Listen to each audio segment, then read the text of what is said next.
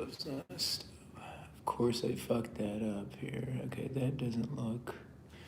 Hi guys, might have to fix this thing back here a little bit. So what's wrong here? The E's backwards. Oh my god.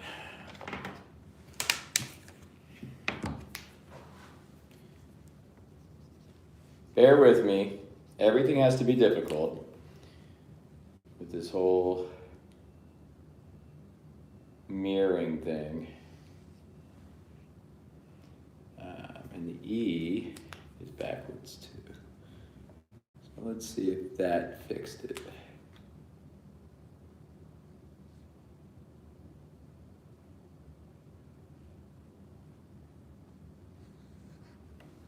See if this fixes it out. Oh, the G is good. Okay.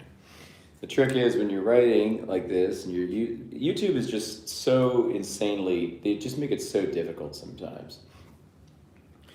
Like that, when I used to go out with a sign, I didn't have to make things backwards, and at a certain point hit where they just flipped it so everything looked just askew and backwards when you were filming with a sign. To this day, I feel like they did that crap on purpose. See, how's that look? Now, why is there a G there? Wait. Yeah. Okay, but that is actually unbelievable. All right. So let's troubleshoot this one more time. Tonight, we're going over supplementation to farm animals. And then our lovely plant-based doctors. We're hitting that chapter with our good friends and neighbors in the plant-based doctor space. Well, hi guys, welcome. If you're just getting here, my name is James. I'm an animal rights activist, an actual one that doesn't defend certain narratives and protects the animals the best he can. I go out into the street and I ask people why they're not vegan yet. We were out last night, we had a good conversation, and another conversation that it just really didn't go anywhere. We hit an impasse, and we were dealing with just somebody not ready to meet the moment and understand things. Anyway, we do these things once a week just to educate vegans and even non-vegans on profit engines and how sinister they are. And one of their poster childs happens to be vitamin B12. So I work out of this book. It's called The Enigma of Vitamin B12. Nature's Only Mistake. It's just a history book. Anthea has compiled history in about 25 plus chapters, people, places, things, happenings, everything contextual to the genesis and inception of B12. You'll hear that this book has been debunked. Don't listen to that bullshit. It hasn't. It's been debunked by jokers and clowns and people that still follow the science enterprise kind of movement. So over there, it's kind of like the blind leading the blind in their own little echo chamber. But you can decide, use your own intuition, decide who you're going to listen to. But all the book does is provide context. That's it. You decide if you want to believe the lie or the truth of vitamin B12. But I think if you can use your own intelligence and just read some tea leaves and pick up on a few things that are a little more nuanced in terms of how they're furnished to us, I think you may make the right decision. But today we are in chapter 16, and we're going to go chapter 16, chapter 17. We're going to do two chapters today. Chapter 16 is the supplementation of B12 in farm animals. And chapter 17 is titled Bug Snacks, Plant-Based Doctors, and the Formula of Conformity. And we're going to learn a little bit about some doctors in here. Dr. Furman, Dr. Greger, Dr. Campbell, meaning Dr. Thomas Campbell, T. Colin Campbell's son, is just lost, unfortunately. And then we're going to round it out. And I think the last doctor that we talk about in the final chapter is Furman, who just got done dealing with a lawsuit because of one of his supplements that did contain vitamin B12. And it was pointed to that his supplement was correlated to cancer, and there were high levels of lead in it. And it just happened to have B12 in it. I am starting a little early tonight, guys. I'm kind of on a time horizon, so if anyone's here, you guys can say hi. Hi, Carolina. How are you? Nice to see you. Welcome in. If there's any vegans in here, non-vegans, everybody's welcome. It's just kind of I want to provide kind of a beacon of light with these live streams to help illuminate people to certain things which are suppressed and illuminate you to certain lies that are being sold as facts. And we're being looked at as stupid because we're just drinking the Kool-Aid, or the Flavor Aid. We're being looked at as stupid. And we can see above these things if we choose to. Hi there, how are you, Heidi? Nice to see you. But yeah, I'll wait till we get about what we usually get in the room, 10 to 15 people, and then we'll start. But we were out last night on the street asking people why they're not vegan yet, and we had some good conversations. We talked to a few people, the first two guys, really cool. I think we were vibing well. The key is in vegan activism is to keep the messaging super strong, call the spade, call it what it is. I mean, tell people what they're doing to animals is not nice, and it's happening on their watch, where they might not really realize what they're showing they believe in with their dollar. And that's what we're doing. When we're not vegan, we're showing with our dollar that we believe in violence and sexual exploitation, and we believe in killing of essential toddlers, really small younglings. And we've been tricked by profit engines to think what we're doing is normal and necessary and nice. And the spirit of my ventures out on the streets are just to kind of intercept that mainstream messaging and be helpful to my human brother and sister, and to let them know that let us all know that we don't need to follow such savagery and archaic practices and really brainwashing anymore. So that's what we do out there on the streets once a week, and we always have conversations. I share them on my channel page, and we launch shorts, we launch interviews, we launch live streams. And we try to keep the posts positive, friendly, and educational. Interesting. The vegan teacher. Do you realize that people hate being vegan? And a matter of fact, another thing is I'm not vegan at all. I also just ate a steak. Nice. Also today, I also had a chicken sandwich. Okay, hey. I get it. We live in a world that's 99% not vegan, but maybe later down the line you'll steep with things and you'll realize that if you are a guardian at heart and a protector, and if you value your values, you can't not be vegan. I mean, you can have fun and banter and say these things in the chat, but in all seriousness, it's really a cowardly way to live, unfortunately. Okay. Anyway. Welcome. Anyway, okay, we're going to start pretty soon, guys. We're going over chapter 16 tonight, which is supplementation of B12 in farm animals, right? I'm going to get started. Anybody here kind of pops in while I'm reading, say hi. We'll take a beat. I've kind of got to make this one an express, unfortunately, but I wanted to get these two chapters done tonight. So, supplementation of B12 in farm animals. Okay. So, one of the things that a lot of vegans will still defend to this day is, and they'll say when referencing B12, is that, yeah, it used to be in the soil. The soil's depleted now because of modern agricultural practices and sanitation methods. And nowadays, we have to get it through the supplement. So, that's the thing. And I myself was saying that same thing to people when interacting with them on the street. And in retrospect, what I was doing was I was weakening the vegan diet. And I would, of course the E. Okay. we got a little bit of a situation here. I didn't get to check this.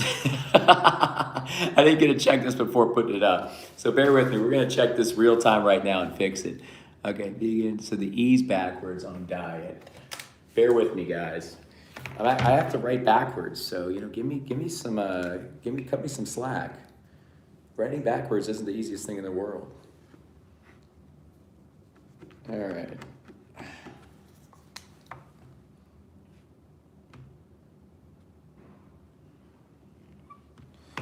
And then that is a G. Now that's wrong too. All the E's are wrong. Unbelievable.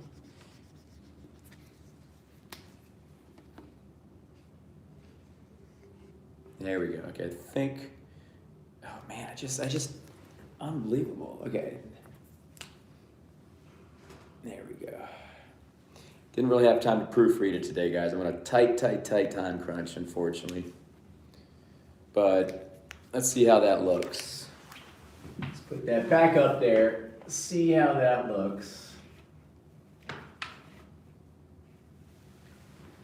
Okay, stop. Yeah, okay, there we go. Not vegan, stop weakening the vegan diet. Okay, now we're looking good, right? All right. Anyway, see, we got some kids in here tonight. Hey, someone says like and subscribe. That's awesome. I appreciate that. I mean, you guys that are joking or trying to be funny, I mean, you can keep going. You can stay here, waste your time. I mean, I think it's just wasting your time. It's not wasting mine. But it's cute. It's cute, your sentiments. Alex Plushy says, like and subscribe. Yes, please, everybody like and subscribe to this stream. I need all the help I can get right now. We're trying to pump out of a little bit of a rut as far as subscriptions go, but doing pretty damn good, holding the line. We have a lot of people leaving the channel seemingly, and most of them paradoxically are vegans. I mean, I can't even really call them vegans. I can call them, plant-based sciencers. But I mean, we're just going to come back stronger. Message is going to get out. We're not stopping. We're going to get through this compilation probably in the next month or so of the B12 chapters. But going back, digressing. So today's chapter is chapter 16, supplementation of B12 in farm animals. Claims of soil depletion and the modern-day dirtless diet of farmed animals are constantly being used as an excuse for the mandatory supplementation of everyone, regardless of diet preference. And it isn't just the pill merchants using this as a sales strategy. It is being pushed and reiterated in every mainstream and alternative media outlet. One such article entitled, quote, "Do carnivores need B12 supplements?" appeared in the Baltimore Post-Examiner on October 30th, 2013. In it, Dr. Jennifer Rook explains why she believes farm animals are given B12. Since cattle no longer feed on grass and chickens do not peck in the dirt on factory farms, they no longer get B12. Even so-called free-range farms, pesticides kill the B12 producing bacteria and insects in the soil. She states that farmers in the meat industry are told that as compensation for the heavy use of bacteria-killing antibiotics in the dirt-free diet, they must now add synthetic supplements to the animal feed in order to maintain meat as a source of B12. Just incredible how just manipulative, these characters are behind the scenes, these businessmen are behind the scenes in getting this kind of narrative proliferated. And now we talk in the context of the farm animals. She then warns that even the cows who do feed on grass aren't a source of the elusive vitamin. And if you only eat grass-fed organic meat, you may not be able to absorb the B12 attached to the animal protein. Oh my God. The solution, you guessed it, get your B12 directly from synthetic supplements. It all goes back to the supplements. Keep in mind, there's never been any B12 that has been chronicled and lies materially, presently, somewhere that has been extracted from the soil. That doesn't exist. Look around. You'll never find that. It doesn't exist. And there's a reason that doesn't exist. It's because that whole notion doesn't exist. They can only lie so far. They can only lie and they can only deceive so far. The only place that vitamin B12 exists is within a lab. And guys, if you're just getting here, newsflash to anybody that thinks it's in the soil, it was never in the soil. In fact, we'll get to chapter 18 and give you some great color on that. What happened was in the 1950s, they looked at cyanobacteria under a microscope, and all the cronies, the B12 cronies, they all lamented, yes, yes, yes, this is it. This is the closest thing, or this is what B12 is based on. And then things got conflated, fused, and eventually transcended into this new definition that B12 was in the soil. This new notion that B12 was in the soil. But it's crazy. It never was. It's just these little things, these unfoldings, which were construed, manipulated, and used by the B12 cronies and scientists and the moneymakers to really build out and solidify, crystallize this narrative. It's funny I should say that. No pun intended. But yeah, so basically in the beginning they're talking about how farm animals very much need B12 as well. They need to supplement with it because they can't get it from the soil anymore. And they don't even have enough that's really in their bodies to warrant proper expressions of B12. And it goes into this in the book. And do you see how just you can't see it till you can see it. But once you see it, you'll see how just shady. All the words are precision tuned. The framing of this whole thing is precision tuned. You have to hand it to them. They did a great job in building this out. You have to hand it to them. They've gotten to the point to where they're making $600 million a year off of that. I'd say that's a return worth waiting for all the work they put in the from the 40s up into the 70s. Yeah, so basically Merck used, we'll go down, we'll skip the paragraph here. So now the supplement merchants have added yet another substantial stream of revenue to their portfolio, the farm animals market. Alex and plushies, thank you. Alex says do not eat the animals. We appreciate that, Alex. Yes, everybody listening, that's a quick public service announcement. Don't eat the animals. Don't eat anything of the animals. Be vegan. Be kind. Thank you, Alex, for floating that up there. Let me start this paragraph over. So now the supplement merchants have added yet another substantial stream of revenue to their portfolio, the farmed animals market. Just as Merck used the cows to initially create vitamin B12, because remember, Merck and Carl Folkers, they discovered that cow's liver was a great source of vitamin B12. This whole thing was a lie. B12 was never in cow's liver either. It's all a lie. And you have some vegan doctors that apparently are evidence-based doctors that are lamenting and defending the credence of this notion that vitamin B12 was actually in cow's liver. They don't even know. They're just stupid. I hate to say it, and I hate to say that about certain bad actors that have shown their intellectual inadequacies, via YouTube. They just don't. We're at an impasse with them right off the bat because they're about 10 steps behind. You see what I'm saying? But Merck used cows to initially create the B12 product. They used cows with the whole pernicious anemia B12 tie. But now the cows were being used to sell it. So now we're going to need to inject vitamin B12 into farm animals. This is a whole new utopian landscape of money to be made. Farmers are being told that feeding B12 to cows, sheep, pigs, goats, and chickens they are trying to fatten up will generate more profit and better returns. They are promised improved growth and development, along with boosted immune function and enhanced reproductive performance. And there is an additional sales benefit, a selling point that will greatly enhance their advertising appeal. A guarantee that the meat, milk, and eggs from those animals can be sold as a reliable source of that one essential nutrient that vegans are unable to obtain, vitamin B12. One of the sales pitches from a company called Unico went something like this. If you're looking for vitamins to use for your piggery business, but don't know where to begin, then this quick read is for you. Vitamin B12 might just be the missing piece you've been searching for. This vitamin provides a wide range of advantages that can be beneficial for your farm.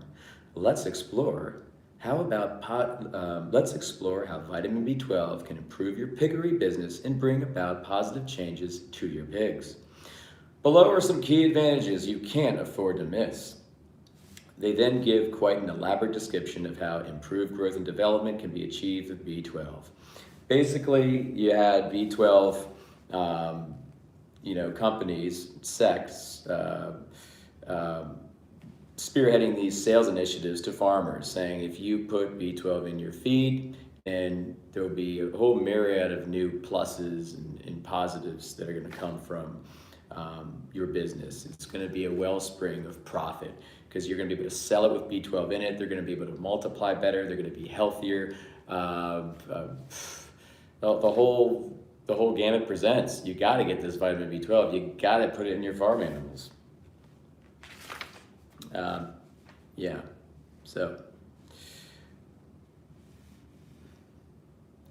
also, this is incredible. So moving on in the chapter, it was a hard push to get the farm. We already went over the fortifying India, fortifying the food supply, and right now in America, we know that most food, especially milk, some cheeses, vegan eggs, whatever, they're fortified with B12.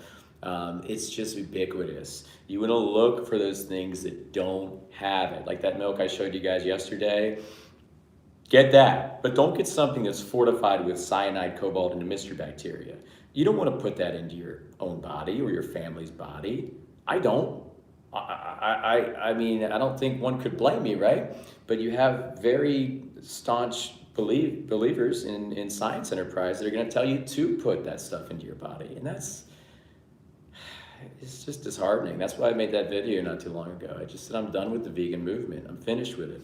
Because all we have is a bunch of atheists, anti-natalists, sciencers, and just like bad activists, just yelling at people, doing jack shit for the animals, not uniting anybody that are out there. I'm just sick of it.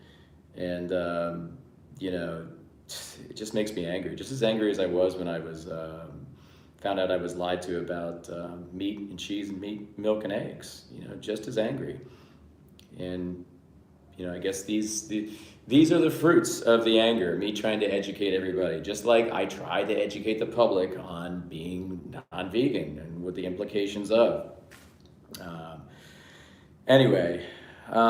But it's just scary. So the companies proceed to sell these farms, to sell the farmers the B12, and they have this whole page. These next few pages are just like sales pitches to the farmers.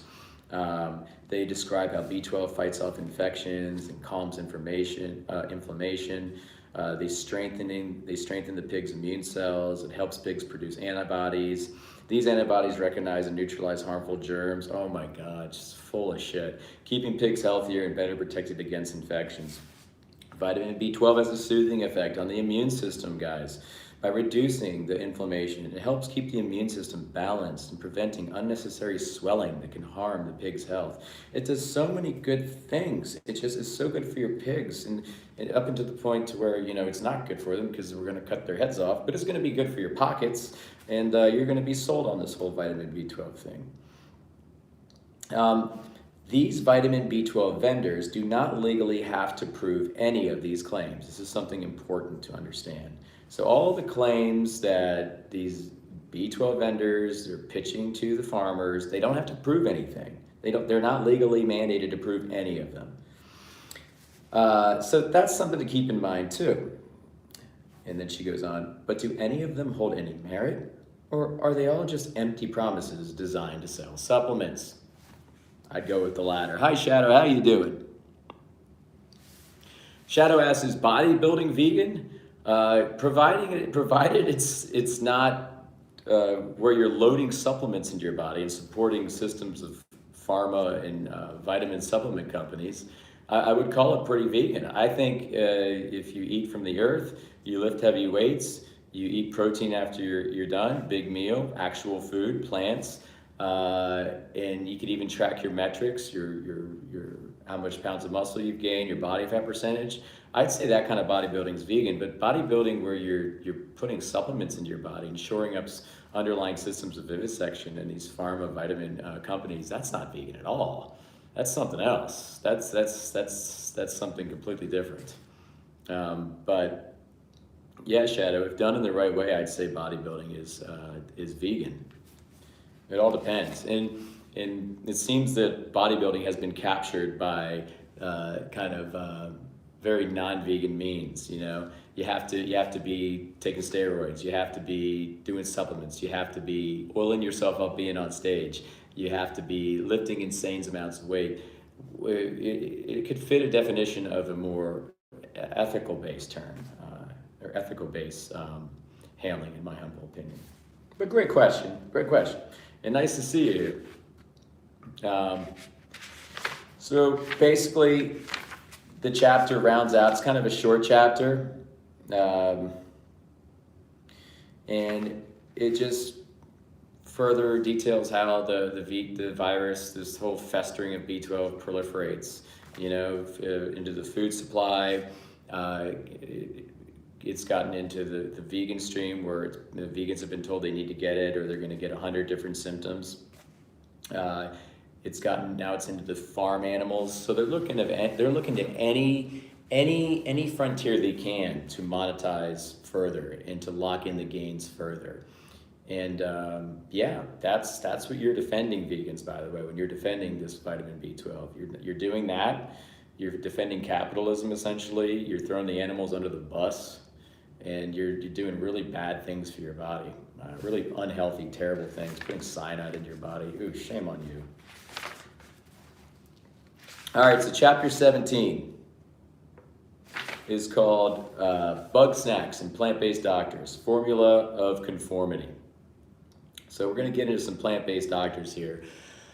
I've got to keep it a little tighter tonight, guys, so I got about 18 minutes. Does anybody have any questions on vitamin B12? Maybe a little intermission right here, or you want some further color? Are there any vegans in here that would like some further color on vitamin B12? Would love to help out. Good things are happening. We're getting a lot of messagings and comments, people that are off the ridiculous, nefarious lie. There are people that have taken back their health, their autonomy, and people that are really realizing the word vegan, you know, and being realized vegans, realized people of ethics. It's a beautiful thing, and the word's getting out there. It might not seem on a very material basis as such right now, but I'm definitely seeing mucho progress. So thank you all. If you're seeing this later, or even if you're in here, there's only a few people in here right now, but if you're seeing this later, thank you for seeing over that lie. And you know, this is going to put the squeeze. Once it starts getting realized, it's going to put the squeeze on people that are holding on to the lie. It's going to put the squeeze on B12 companies. It's going to put the squeeze on plant-based doctors to yield to the truth. And we're not stopping. We're not stopping. Who's giving me smiley faces and hearts? Thank you, random person, for the hearts, the smiley faces, and it looks like some party emoticons in there. But yeah, we'll go over this last chapter and then we'll wrap it up tonight. What's up, Rye? What's going on? Nice to see you, sir. Rye in the house. Rye, vegan guy Rye, off the vitamin B12. He's one of them. He's done it. He has kissed the lie goodbye. Rye, thanks for being here. Man, I'll tell you, man, it's crazy where we're at right now. We're getting we're about to get hit with another snow situation, so we're bracing for impact, battening down the hatches, so to speak. I'm hoping I don't think it's going to be anything. I don't think it's going to stick, but we're looking out the window and the snow's coming down pretty hard right now. Yeah, but all is well on the front here. All is well. Oh, it's you doing that? Is that what you were saying? Oh, thank you. Excellent. Okay, cool. I appreciate that. Thanks for the smiley faces, the hearts, and that's great. Thank you, Rye. I don't know. They're saying like 3 to 5 inches, and then there's some like people going around town and going nuts, like 7 to 14 inches, 15 to 20 inches. No, no, it's not going to happen. Our temp is just too high right now. There's no way that temp is going to accommodate any kind of snowfall. What's up, Giggly? How you doing? Giggly says growing crops isn't a rights violation, nor is defending your food supply from pests. Same as defending your home from invaders. Yeah, we can get as close as we can, and we can do our best. We don't live in a world where it's pesticide free yet. And what the problem with that, and the whole culprit of that, is savage capitalism. Savage capitalism is absolutely what we point to as the culprit. We don't have access to whole, organic, pesticide-free foods ubiquitously yet. So what we can do is we can do our best. We can eat as whole food, as raw, as unprocessed, as pesticide-free, fungicide-free, glyphosate, everything free as we can, and as local as possible. And we can do our best, Yeah, seriously, it's like we're living in the movie The Day After Tomorrow. But luckily, I got in a quick outreach last night right before it. I was out there for 33 minutes. Had kind of a tight time horizon last night. 33 minutes, but still managed to get a fair amount of activity. Talked to a midshipman who was just launched a short with him in it. He grew up. It's tough because you're gonna. It's almost analogous to these doctors that have been inundated with the whole B12 information through their whole tenures. When you're exposed to certain information, you're inundated with it year after year after year after year after year. You're not going to understand it. This particular guy had grown up on a farm and had killed cows himself.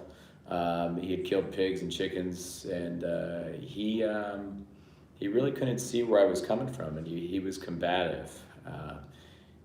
End of the day, though, we, conversation equilibrated, and when I'm like out and I'm talking to those types of people, it's tough, you have to kind of try to bring it to an end. And I kept multiple times, if you watched it, I was trying to bring it to an end, but he just wanted to keep going and going and going until his friends had to like pull him away. Anyway, we got 13 minutes to get through this here. Well, Aquarius, I don't know what to tell you. You don't have to be here, my buddy, my guy. All right, so chapter 17, bug snacks, plant-based doctors, the formula for conformity. So let's start off here. We'll kind of touch in the beginning of the chapter. Some of those who swear by meat insist that our ancestors gradually lost the ability to produce B12 because their animal-rich diet contained so much of this stuff that there was simply no need for it anymore. Doctors are promoting a version of this half-baked theory, informing their worried vegan patients that humans losing our ability to absorb B12 is becoming more common, and that it's an evolutionary issue due to diet. First of all, how exactly does one lose the ability to produce an essential vitamin anyway? Exactly, food for thought. This is an anomaly, a glitch in our quote-unquote matrix. We are designed as human beings so unbelievably beautifully perfect, and there are bad actors that are pointing to somehow we're losing our ability to produce this essential vitamin, like it's just kind of we're de-evolving. If that's not a red flag or kind of a bellwether of deception, this whole notion, we have to try harder, guys. We have to try harder. Oh yeah, and she goes, wouldn't that be considered a de-evolution as opposed to evolution? And when exactly did this happen? Before or after the convenient advent of supplements and food fortification? Another popular explanation as to why vegans now need to take vitamin B12 is because we started washing our hands in our vegetables and stopped drinking river or well water. Some even claim it's because we stopped eating bugs. But although the delicacy of gourmet insect snacks is now being pushed as a good source of alternative of alternate protein in B12, the facts are that very few cultures that were compromised of humans and not primates ever considered them as food or still do due to the poor or due to the repulsion factor. And just because some primitive tribes may have stopped consuming crickets, cockroaches, and other creepy crawlers, it certainly wouldn't be enough to explain the explosion of a B12 deficiency epidemic centuries later. But she goes on and talks about how we've been doing sanitation with our hands. It's chronicled back to 2800 BC in Babylon when the Egyptians started refining soap. Let's see. Yeah. Basically, she says, detailed recipes for soap making date back to 2800 BC in ancient Babylon, with the Egyptians refining soap around 1550 BC, as documented in the Ebers Papyrus. So we've been cleaning our hands for a while, and they're trying to point and say that because we just started cleaning things better, all of a sudden we're cleaning all the B12 off stuff. No, we've been cleaning things forever. Absolute lie. I did, Dominion. How you doing? Nice to see you. I had to start early. It just had to work out like that. So I still have a little time here left. We've been going for around 36 minutes. We're on chapter 17 right now. So, yeah, kind of have to move fluidly nowadays, But we already went over the supplementation into farm animals and how that was a big money-making utopia for B12 vendors, and that kind of piggybacked off of food fortification. And I talked a little bit about some other stuff before I even started the chapter. We had a little bit of discourse there. But and now we get into this chapter with bug snacks and the plant-based doctors. So we're kind of in there right now. And the plant-based doctors, the first one that Anthea talks about is Thomas Campbell. Man, what a guy.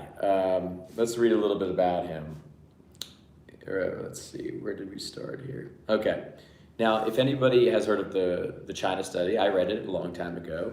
Dr. T. Colin Campbell, he was the author. I thought it was a great book that chronicled the polarity of geographics and health metrics regarding. So you had rural China, and then you had urban China. And you could see the stark difference between metrics, the stark difference between persons and their BMIs, their health disease risk, diabetes risk, cancer risk, their obesity levels. It was a good book, but one thing we still have to keep in mind is that even Dr. T. Colin Campbell still subscribes to vivisection and championing vivisection, unfortunately, and that is the underlying system of the B12 engine. Okay. Interesting. I can become straight vegan, but I'm thinking you mean I can't. So I'm going to say I can't become straight vegan, but you have greatly inspired me to eat my veggies.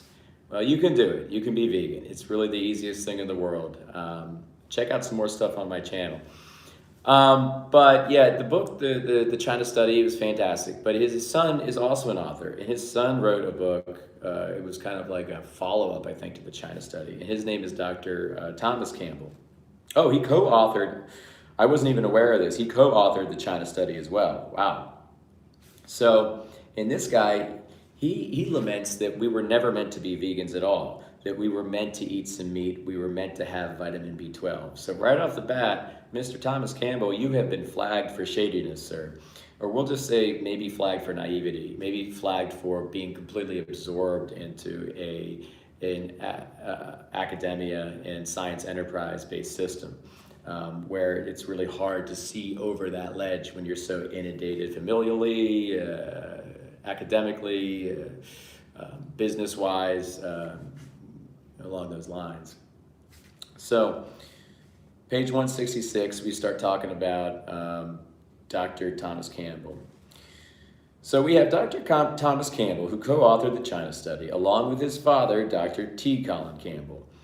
Even though the main premise of this best-selling and groundbreaking book was that the whole foods plant-based diet was scientifically proven to be the healthiest, he does not believe humans were meant to be vegans. This is based solely upon his belief that such an essential vitamin as B12 cannot be obtained on such a diet except through supplementation. So we have problems right off the bat with Mr. Thomas Campbell. We have some issues. On the T. Colin Campbell Center for Nutrition Studies, in the section entitled 12 Questions Answered Regarding Vitamin B12 by Thomas Campbell, he gives his answer to the question, does our B12 requirement mean we aren't pure herbivores? So this has been asked to him. At the risk of inciting ideological responses, here's my answer. I believe it to be clear that humans did not evolve as strict vegans.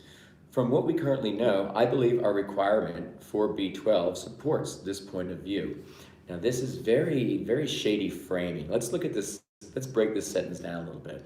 I believe it to be clear that humans did not evolve as strict vegans. Well, evolution is a ceaselessly unfolding event. It's gonna happen no matter what. Okay? And at our current trajectory, at the trajectory when we were cavemen, there is a sound notion that yes, we probably weren't vegans. This is just archaic ways of the past. But he's making it sound like we needed to eat the meat. We needed the B12 to ascend and evolve. This is deceiving, very deceiving. Shame on Dr. Thomas Campbell. So he's conflating things and confusing things a little bit. From what we currently know, I believe our requirement for B12 supports this point of view. Really, Dr. Thomas Campbell? He believes that we evolved to eat some insects, dirt, or meat, but that we are no longer in need in our current environment of overabundance and profoundly sedentary lifestyles. As long as those who don't care to lick dirt or eat bugs or meat take vitamin B12 supplements, of course. Now this is where it gets, this is scary right here. He's about to tell people to put cyanide and cobalt into their kids' bodies as, for pregnant mothers. Yep. Yeah, just uses B12 to back it up. Just B12. It's so shady that this whole B12 thing has just infiltrated all these plant-based doctors. And all these plant-based doctors really didn't get any real predominance, and they really didn't start trending, I don't think, up until like the late 2000s, early 2010s, right when a new wave of free thinkers and people that heard the Gary Yourofsky speech started really changing and becoming vegan. How interesting, because from the 80s to the 90s, early 2000s, the whole B12 thing was very quiet, But then all of a sudden, once the B12 vendors, the science enterprisers, the medical bodies, they started their feelers are out, and they felt a kind of a threat in the force, so to speak. So they really took a hard initiative to get and launch all these plant-based doctors with the same exact fundamental staple of the B12 directive. Whew. Yeah, they saw the popularity. Gary Yourofsky's speech exploded. And now what's crazy is you have people that are vegans, many of them across the pond, doing outreach with certain organizations. I'm not going to say which one, and I'm not saying that organization is bad, but doing these outreaches with these certain organizations that are actually for the B12 narrative, that are stark defenders of science and stark defenders of these plant-based doctors who were since supplanted to kind of sabotage the vegan diet. So it's kind of fucked up, really. And I just hate that Gary was out there just immersed with them, for that long period of time. His whole speech launched 1,000 ships. It turned everybody vegan. It turned me vegan. It got me out there on the street talking to people. It turned thousands and thousands and thousands, if not, God knows, millions of people vegan. And then these motherfuckers have the gall and audacity to defend this fake narrative that only hurts our animal brother and sisters, and then involve him too. Just pieces of shit. And then conflate the whole atheism, antinatalism, there's just this science, hardcore science adoption and expressing, and just turn that into what they think veganism is. To have veganism seen as that's fucked up. And I'm sorry, I know I mentioned I didn't really want to entertain said group too much anymore, but it just makes you mad. You know, just like how mad I was after I heard Gary Yourofsky's speech, and I got mad, and I was mad that I was lied to. I was lied to about meat, cheese, milk, and eggs. It's the same goddamn thing here. Someone says, quick question, what do you think about the files? Okay, we're not going to get into that. Yeah, Vegan Society. Anthea talks about the Vegan Society in here, and how Donald Watson, you know, I think that was I believe that was the organization that Donald Watson founded, and now it's completely just engulfed by by vitamin B12 vendors and their cronies. And I really used to like a lot of these doctors before I knew better. I mean, I liked, and I've met Rip Esselstyn, I met Dr. Greger, I met, who's the other one? Greger, Esselstyn, Barnard. I mean, I still like Barnard. I mean, he still subscribes to the B12 thing, though. I mean, he's still doing that. I mean, I can't fully like anybody, you know, when you want the absolute truth for the animals. Yeah, Dr. Clapper. Yeah, I like Dr. Clapper, and then he was another one just like McDougall, and he started talking anti-B12, and they got him right back in line. Gotcha. Yeah, I think, Grim, I think we all understand how malevolent and evil that whole thing is. We really don't need to go into that. But yeah, so we just talked about Thomas Campbell. Let's see here. And then in Thomas Campbell, I'll read right here. He recommends vegan mothers take B12 while breastfeeding, then start their babies on pills when they're 1 year old. So let's start them while they're young. However, since discovering that the singular high dosage of vitamin B12 supplements can cause cancer, let me say that again. However, since discovering that the singular high dosage B12 supplements can cause cancer, he's changed his recommendation to a large dose B12 supplementation. He's changed his recommendation to a multivitamin. Recently, there has been some evidence that large dose B12 supplementation may have been associated with an increased cancer risk in some groups. Because of these findings, and because I can't find plain B12 supplements smaller than 500 micrograms per pill, I've been recommending people take a multivitamin. So he knows and he laments how certain high dosage B12 supplements are correlated to cancer. So he goes ahead and he guides down to the multivitamin. This is what Thomas Campbell's doing. He then adds, let me be clear though, a multivitamin will not prevent or treat a chronic disease, increase your general well-being if you are healthy, or replace the health value of whole foods. And just like lemmings, we just follow whatever a guy with an MD after his name says, right? He says it, we have to obey it, because that's what we do, apparently. The next doctor we go into is Dr. Greger, and I don't have much time. I mean, this could take, you have to get the book. You have to get the book. If you want to learn about some of the things Dr. Greger has said, then go ahead and get this book, The Enigma of Vitamin B12, Nature's Only Mistake, by Anthea V. Hayes. Go to chapter 17 and really be illuminated by the things that Dr. Greger has said. One of the things that Dr. Greger mentions, oh yeah, Yeah, he's scary, isn't he? He's a scary guy. Right here, I'll read this excerpt. Dr. Greger has said that our fellow great apes, like gorillas, get all the B12 they need eating their own feces. I prefer supplements. So that I'm sure he's saying that with his quirky, friendly, innocent, tone of voice. You know how Dr. Greger does. He's that harmless, lovable scientist guy. And that vegans need to supplement with vitamin B12 because we don't eat bugs, dirt, and feces like our primate cousins. And since none of those gourmet items were ever an actual part of the human diet, he believes that eating meat is basically how we've historically gotten our B12 until the supplements were conveniently invented. So Dr. Greger does believe that B12 was in meat. Just like other doctors we've mentioned, another doctor we've mentioned in this stream, that we're following his evidence-based approach. We're subjects to his greatness, with the things that are spouted out of his dumbass mouth.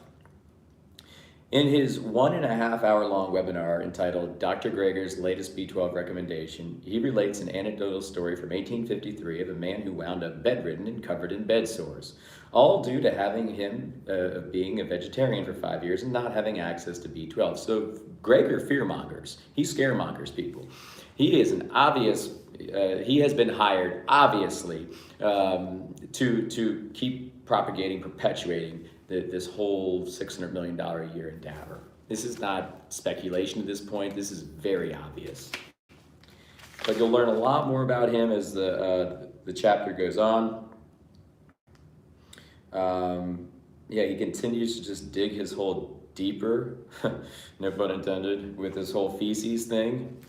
He just keeps going deeper and deeper. Like, talks about a study that was done where vegans actually ate their own feces, and boom, problem solved. But upon inspecting said study, it's never existed. It's certain things that he says, he just says, and then nobody follows up, and nobody even raises an eyebrow to the absolute content and the idiocy that is very counterintuitive in the words that he's saying, in the sentences that he's saying.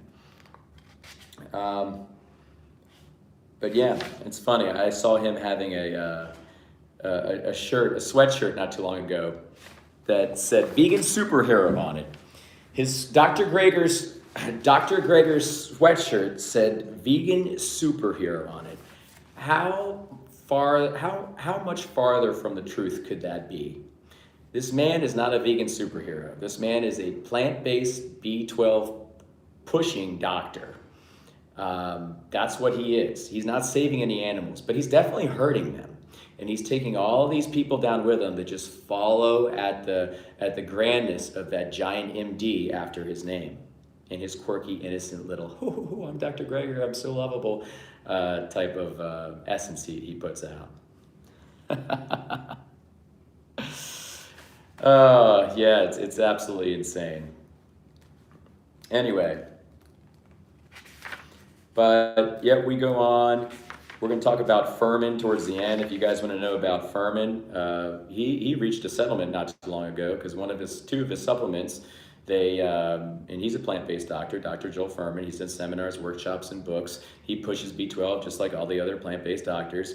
But he had to reach a settlement of around $45,000, I believe, for some misleading labeling and some very harmful entities that were inside of his products that did happen to contain B12. He had one called, it was the Complete Green Superfood Multivitamin or something along those lines. It had too much lead in it, so they had to pull it from California.